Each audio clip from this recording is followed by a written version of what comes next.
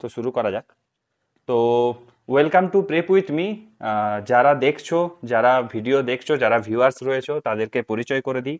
তোমরা যাকে এখন স্ক্রিনে দেখতে পাচ্ছ সে হচ্ছে আমাদের সুমিত। তো Sumit already planning and statistic ডিপার্টমেন্টে পেয়েছে 2022-এ যে পিএসসির নোটিফিকেশন বেরিয়েছিল পিএসসি জেই, সেই পিএসসি জেইতে সিলেক্টেড হয়েছে। আচ্ছা, তো তোমার ওভারঅল র্যাঙ্ক কত হয়েছে? Overall rank 498। 498। গ্রেট। আর তুমি মনে হয় ওবিসির আন্ডারে পেয়েছো, তাই তো? হ্যাঁ, হ্যাঁ, হ্যাঁ। বেশ বেশ বেশ। তো প্রথমে সুমিতকে আমরা কংগ্রাচুলেশনটা বলে দিই, যে কংগ্রাচুলেশন তো অবশ্যই, কারণ সুমিত এবং সুমিতের বাড়ির সকলের জন্য এটা একটা সুখবর, সে যে ডিপার্টমেন্টেই হোক না কেন, তাই না? এটা অবশ্যই একটা থ্যাংক সুখবর, ইউ তার কারণ জন্য।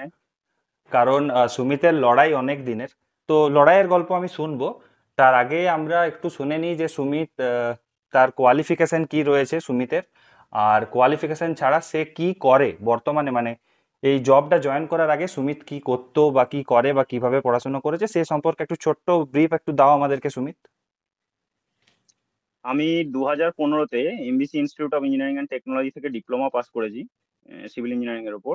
আর 2021 থেকে 24-এ আমি বিআইইটি মানে সিউড়ির যে Birbhum institute of engineering and technology আছে ওখান থেকে বিটেক পাস করেছি 2024-এ। ওকে। মাঝখানে অনেকটা গ্যাপ ছিল। আমি বর্তমানে কোনো কোম্পানি বা কোনো কিছুতে জব করি না। আমি 2015 থেকেই উম, মানে প্রিপারেশন নিচ্ছি এবং টিউশন করি আমি। এবং টিউশনটা আমি অনেক দিন থেকেই করি। আচ্ছা, টিউশন মানে বাচ্চাদের নাকি 11-12 না, লেভেলের? বাচ্চা না, আমি 11-12 এবং আমার কাছে কম্পিটিটিভ এক্সামের জন্য পড়তে আসে কিছু ছেলে, যারা এবং মেনলি সেটা পুলিশ এবং আর্মি রিলেটেড। বেশ বেশ বেশ, মানে বেশ ভালো কথা, কিন্তু তার মানে ফিনান্সিয়াল স্ট্যাটাসটা কিন্তু সেইভাবে তোমার স্টেবল ছিল না, তাই তো? সেই জায়গাটা তো কোথাও কোনোদিনই না ছিল একটা না। প্রবলেম আর কি। আর না হলেও আমি অল ইন্ডিয়াতে এনআইটি তে চান্স পাওয়ার পরও আমি সেরকম ভাবে পড়তে পাইনি। মানে আমার ব্যাকগ্রাউন্ড একদমই ছিল না বলেই আমাকে ওখানে এনআইটি আমি জয়েন করতে পাইনি। তো সুমিত, তোমার তো এই লড়াই অনেক দিনের, অনেক দিনের বলতে হুম। অনেকটাই আর কি। তো কিভাবে দেখছো, কারণ এর আগে তো তোমার কাছে ধরো অনেকগুলো সুযোগ এসছিল রিগার্ডিং হ্যাঁ, পিএসসি জেইর কথাই যদি বলি, তো সেগুলোতে কিভাবে তুমি নিজেকে তৈরি করেছিলে বা পিএসসি এতদিন যেই পর্যন্ত কিভাবে রেখেছো? হ্যাঁ, 2015-তে আমরা মিডিলে পাস করি, তারপরে 2016 পেয়েছিলাম। তখন একদমই মানে পরীক্ষার সম্বন্ধে কোনো আইডিয়া বা ধ্যান ধারণা কিছুই ছিল না সেরকম ভাবে। আচ্ছা। কিন্তু যখন আমি 2016-র পর থেকে প্রিপারেশনটা কন্টিনিউ করি, হুম 2017-র যখন নোটিফিকেশনটা আসে, মানে 2018-তে মোস্ট প্রবাবলি ফেব্রুয়ারিতে বোধহয় পরীক্ষা হয়েছিল। হুম। তখন আমার মানে আমার তখন প্রিপারেশন লেভেল ভালোই ছিল। এবার সেখানে আমার একটা মানে নিজের হেলথ ইস্যু আছে, মানে অ্যাক্সিডেন্টালি আমার একটুখানি প্রবলেম আছে, যেটা নিয়ে আচ্ছা। আমাকে ব্যাঙ্গালোর যেতে হয়। আমি পরীক্ষাটা ঠিক মতো করে দিতে পারিনি এবং সেটা থেকে আমার মানে বেশ প্রায় 1.5 বছর আমার লাইফ থেকে মানে আমার প্রিপারেশনের মধ্যে আমি ছিলাম না। শুধু হুম আমার হুম। হেলথকে নিয়ে আমাকে ঠিকঠাক মতো যেতে হয়েছিল।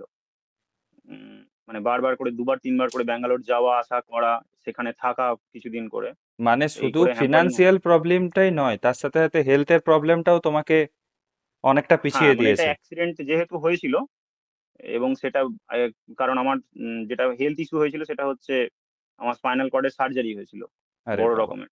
আরে তো বাবা। হুম যার হুম জন্য হুম। আমি উম, মানে বসতেও পারতাম না, যার জন্য আমি মানে প্রিপারেশন আমাকে হ্যাম্পারিং করতে হয়েছে, কারণ আমি বসে পড়াশোনাও তো করতে পারতাম না।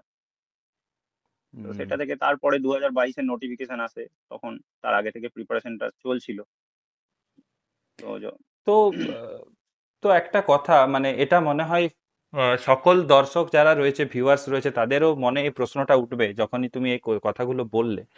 সেটা হচ্ছে যে আমরা তো বেশিরভাগ ক্ষেত্রেই দেখছি, বা আমার কাছে প্রচুর স্টুডেন্টের ফোন আসে, তো খুব সহজেই কিন্তু আজকাল মানুষজন গিভ আপ করে দিচ্ছে, খুব সহজেই। মানে স্যার এই চাকরিটা হলো না, হ্যাঁ আমার বয়সটা 32 হয়ে গেছে বা 33 হয়ে গেছে, বা কেউ কেউ এরকমও আছে যার বয়স হয়তো এই 28-29, তাতেই বলছে আমার বয়স 28-29 হয়ে গেছে, তো আমি আর ফার্দার চাইছি না, আমি চাইছি যে আমি একটা বেসরকারি জবেই ঢুকে থাকবো, বা বেসরকারি জবটাকে আমি ফার্দার কন্টিনিউ করব, আমি আর সরকারি জবের দিকে আসবো না। তো এই রকম যারা রয়েছে তাদেরকে কি বলতে চাও? মানে দেখো, তোমার তো আরো বেশি প্রবলেম ছিল রিগার্ডিং ফিনান্সিয়াল বলতে পারো, তারপরে এই হুম। অ্যাক্সিডেন্টের কথাটা যেটা বললে যে স্পাইনাল কর্ডের সার্জারির কথা, তো তারপরেও নিজেকে মোটিভেটেড কি করে রাখলে? মানে এটা খুব সহজ হয়ে মানে খুব সহজেই এটা আমি হলে এটা আমিও হয়তো ডিমোটিভেট হয়ে যেতাম। এটা আমি জানি না, এটা আমার মানে ছোটবেলা থেকেই, মানে আমার সংকল্পগুলো মানে খুব স্ট্রংলি থাকে। মানে আমি যেটা করব মনে করি, মানে যতক্ষণ না পর্যন্ত সেটা আমি অ্যাচিভ করতে পারছি ততক্ষণ পর্যন্ত আমার গিভ আপের তো কোনো প্রশ্নই ওঠে না। আর এটা আমি জানি না, আমার কিন্তু মেন্টাল স্ট্রেংথ বলো এই বলো এগুলো সবটাই আমার ফ্যামিলি থেকে। কারণ আমার ফ্যামিলিতে কোনো মানে আমার বাবা মা কোনোদিনই কোনো প্রেশার ক্রিয়েট করে না যে এটা কর বা ওটা কর, এটা কেন করছিস না এরকম। অতএব আমার ফ্যামিলি সাপোর্টটা বিশাল, মানে যেটা হয়তো আমি অন্যান্য ছেলেদের ক্ষেত্রে কিছুটা প্রবলেম হয়।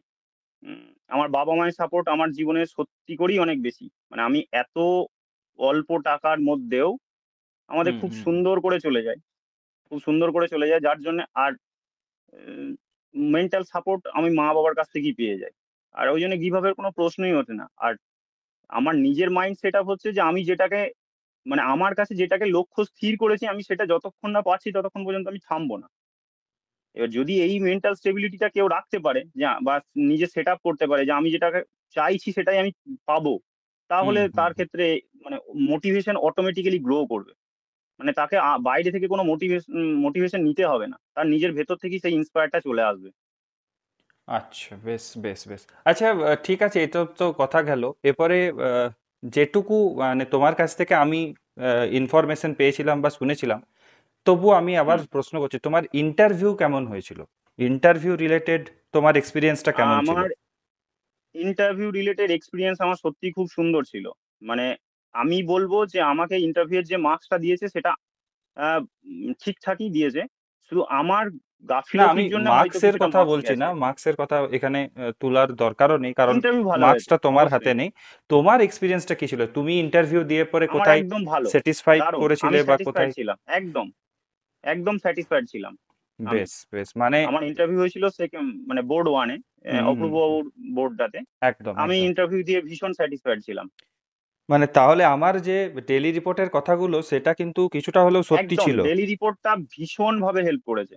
এটা আমি শুধুমাত্র এখানে বলার জন্যই বলছি তা নয়। যে এখানে আমার ইয়ে নেওয়া হচ্ছে বলে বলছি না। আমি এটা আমার নিজের একদম ভিতর থেকেই বলছি যে যারা এই সমস্ত ডেইলি রিপোর্ট গুলোকে নিয়ে খিল্লি করতো তাদের অন্তত এটা বোঝা উচিত যে প্রত্যেক দিনের ডেইলি রিপোর্টটা পাওয়া এটা একটা মানে যারা সত্যিকারের প্রিপারেশন নিচ্ছে তাদেরকে প্রচুর হেল্প করেছে।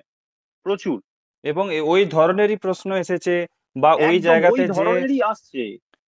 এবং ওইখানে কিরকম বিহেভ করতে হবে সেটাকে যদি আমরা ঠিকমতো বিহেভটা একদম, করতে একদম। পারতাম। ওখান থেকে প্রচুর হেল্প হয়েছে। মানে প্রতিটা স্টুডেন্টের কাছ থেকে তাদের যে রিভিউ গুলো এসেছে, সেই রিভিউ গুলোতে আমি অন্তত বুঝতে পেরেছি যে আমার ঐদিন গিয়ে আমাকে কি করতে হবে। গুড ঐদিন গুড। গিয়ে আমাকে কি করতে হবে সেটা আমি একদমই মানে সেটার জন্য আমি ওয়েল প্রিপেয়ার হয়েই গিয়েছিলাম। একদম একদম। মানে আমাকে না এটা নিয়ে টেনশন করতে হয়নি। না, এটা এটা হ্যাঁ, আমি বলো? এটা আমি সকলকেই বলবো, এটা শুধু সুমিত বলে নয়, সুমিত বলে নয়। সুমিত তো না হয় আমার কাছে 2-4 দিন ইন্টারভিউ দিয়েছে, নিজে টেস্ট করেছে, সমস্ত কিছুই করেছে। প্রচুর স্টুডেন্ট, মানে আমি নিজে মেসেজ পেয়েছি যারা আমার শুধু ভিডিও ফলো করতো, মানে আমার কাছে কোনো ইন্টারভিউ গাইডেন্সে যায়নি, মানে কোনো ইন্টারভিউ গাইডেন্স তাদের সঙ্গে হয়তো কোনোদিন আমার কথাই হয়নি, বাট স্টিল তারা আমাকে মেসেজ করে জানিয়েছে যে দাদা, মানে এটা সুমিতকেও বলছি যে এইরকম আমি পেয়েছি রিপ্লাই যে তোমার জন্য বা তোমার ওই ডেলি রিপোর্টগুলো থেকে আমার অনেক হেল্প হয়েছে বলেই আজকে আমি এই জায়গাটাতে কোনো একটা জায়গায় দাঁড়িয়ে আছি, বা আজকে আমি একটা এই ডিপার্টমেন্ট পেয়েছি। এটা নিয়ে যারা খিল্লি করেছে আমি তো তাদেরকে বলবো যে এটা নিয়ে খিল্লি করার বিষয়ই ছিল না। অনেকেই খিল্লি করেছে, অনেক গ্রুপেই ছিল যারা বড়, বড় হয়তো মানে তারা আমাদের থেকে অনেক হয়তো হাই লেভেলের স্টুডেন্ট। আমরা তো অত হাই লেভেলের নই। কিন্তু আমি বলব যে আমাদের ওই ডেইলি রিপোর্ট গুলো ভীষণ মানে হেল্পফুল হয়েছে। এটা আমি নিজের ভিতর থেকেই বলছি। আমি কোনো মানে প্রমোশনাল করার জন্য বলছি তাও নয়। কারণ ওটা সিরিয়াসলি যারা মন দিয়ে দেখেছে তাদের ইন্টারভিউ রিলেটেড ভয় যেটা, ভীতি যেটা, সেটা হুম হুম হুম। অনেকাংশে কেটে গেছে। অনেকাংশে কেটে গেছে এবং সে মোটামুটিভাবে আমাদের কখনোই সম্ভব নয়, একটা সিভিল ইঞ্জিনিয়ারের পক্ষে কখনোই সম্ভব নয় যে ওই ১৫টা সাবজেক্ট বা ১৯টা সাবজেক্ট একদম মাথায় নিয়ে যাওয়া। কোনোদিনই একদম সম্ভব নয়। একদম একদম। এবার ডেইলি রিপোর্টটা দেখার ফলে আমি আমার মতো অনেক স্টুডেন্টকে রিলেট করতে পারছি যে তাদেরকে কোথা থেকে কোয়েশ্চেন করছে। হুম হুম হুম। আমিও সেই মতো সেই জায়গাটাতে আমি তৈরি হওয়ার মতো জায়গা পাচ্ছি। এবার কিছুটা লাক ফ্যাক্টর তো অবশ্যই থাকে সেখানে। না, তারপর আরো একটা আহ, জিনিস যেটা আমি বারবারই তোমাদেরকে বলতাম, যাই হোক এগুলো তোমরা যারা ফলো করেছো তারা সকলে আজকে সাকসেসের জায়গাতেই রয়েছে, সেটা হচ্ছে যে 100% অ্যান্সার না করা, মানে 100%-এর পিছনে না যাওয়া, যে আমাকে 100%ই অ্যান্সার করতে হবে এই জিনিসপত্রের একদমই পিছনে। তাই। এই পিছনে অনেকে ছোটেনি, অনেকে কিন্তু এই কথাটা শুনেছে।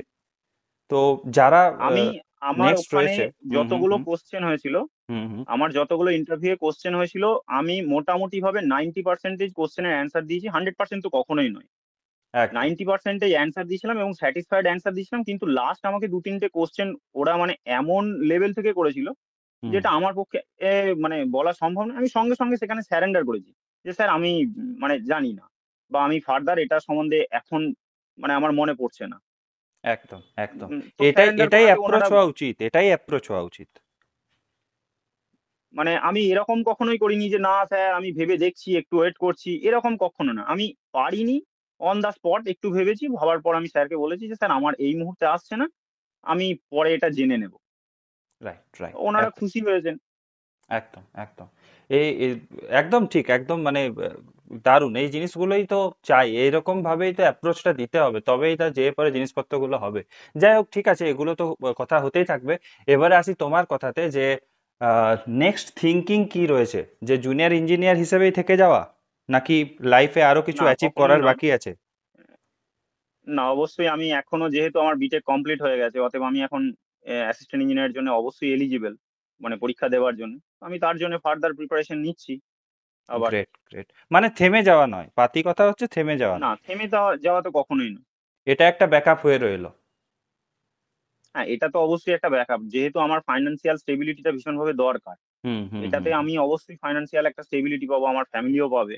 একদম, একদম। সেটা একটা হেল্প হলো। তো মা বাবা কি বলছে? আহ, মা বাবা তো খুশি, অবশ্যই। খুশি না, মানে কিছু কিছু তো বলতে চাইছে যে এত দিনের পরিশ্রম কিছু তো একটা জায়গাতে যে। হ্যাঁ, সেটা তো একটা জায়গা যে মা, কারণ ওরাই তো আমার সবকিছু। আমার কাছে আমি তো বলবো যে আমার জীবনের সবকিছু হচ্ছে আমার মা বাবা।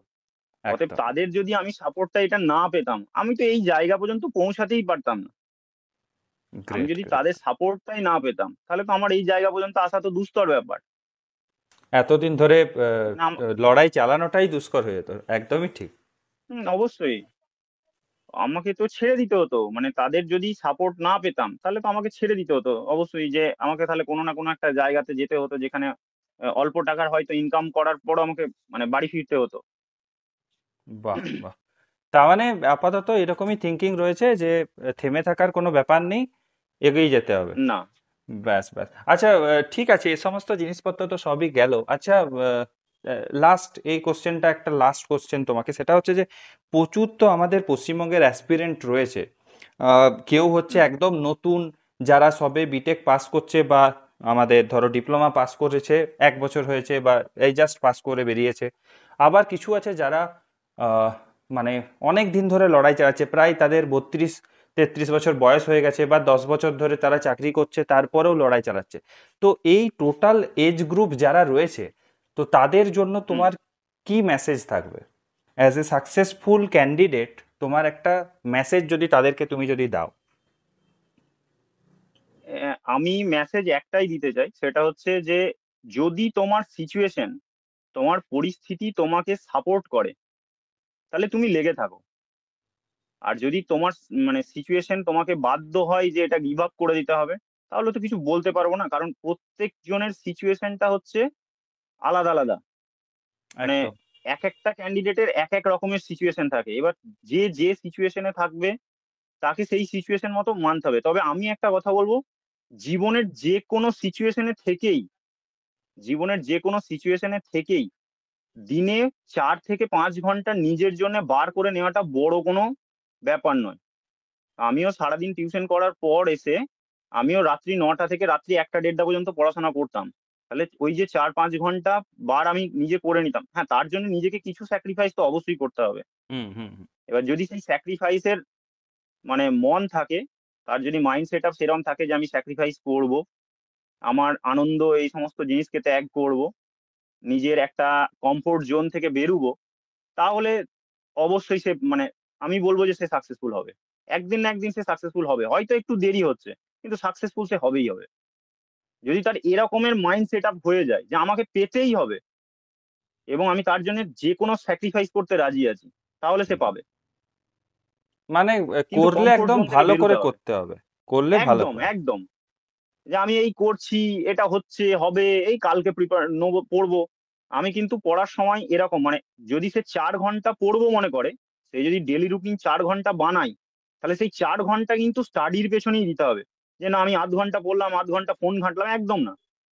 তাহলে সেরকম প্রিপারেশন নিয়ে লাভ নেই। তাহলে সেটা সেই মানে আবার মনকে বোঝানোই হবে যে আমি প্রিপারেশন নিচ্ছি। মানে একটা 4 ঘন্টা সংকল্প মানে নিতে চার হবে, ঘন্টা জেদ নিতে হবে যে আমাকে সময় একদম বের জেদ করতে হবে। ভীষণ ভাবে দরকার। জেদ ভীষণ ভাবে দরকার। যে কোনো বেসরকারি ফার্মে চাকরি করার পরও কিন্তু সে চাইলে মানে প্রিপারেশন নিতে পারে। এখন এত বেশি সুবিধা। আর একটা জিনিস আমি বলতে চাই, সেটা হচ্ছে যে কোনো না কোনো ভাবে কারো না কারোর সঙ্গে কানেক্ট থাকো। মানে প্রিপারেশন যারা করাচ্ছে তাদের সঙ্গে কানেক্ট থাকো, এটা ভীষণ হেল্পফুল।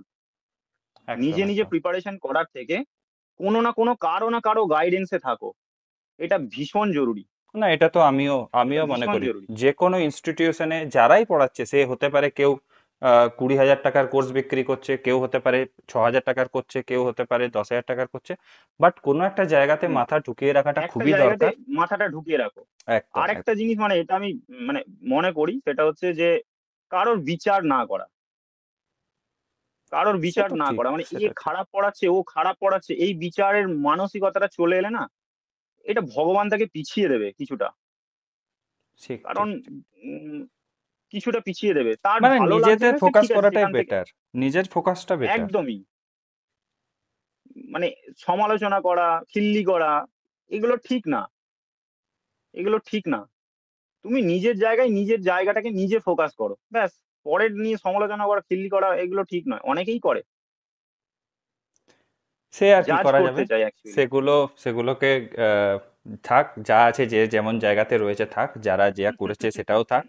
আমাদের মতো আমাদেরকে এগিয়ে যেতে হবে, লাইফ কারোর জন্য দাঁড়াবে না। হ্যাঁ, সবাই একদমই। সকলকে শিক্ষা দিয়ে দেবে, আর লাইফও এমন একটা জিনিস যেখানে সকলকে শিক্ষা এখান থেকেই পেয়ে যেতে হবে।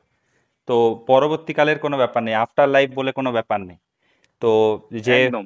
ভালো এখানে করছে সে তার ভালো হবে, যে খারাপ করছে তার খারাপ সে নিজেও পেয়ে যাবে, সমস্ত কিছু না, ওপেন টু অলই সমালোচনা করলে থাকবে। তাকে পিছিয়ে দেবে, তাকে প্রকৃতি কিছুটা পিছিয়ে দেবে।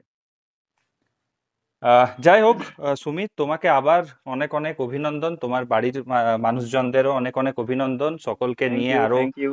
আরো ভালো থাকো।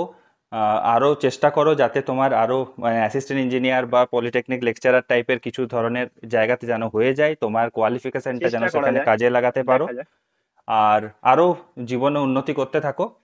চলো আজকে এত দূরই। ওকে, পরে কথা হবে। ওকে, ওকে, ওকে।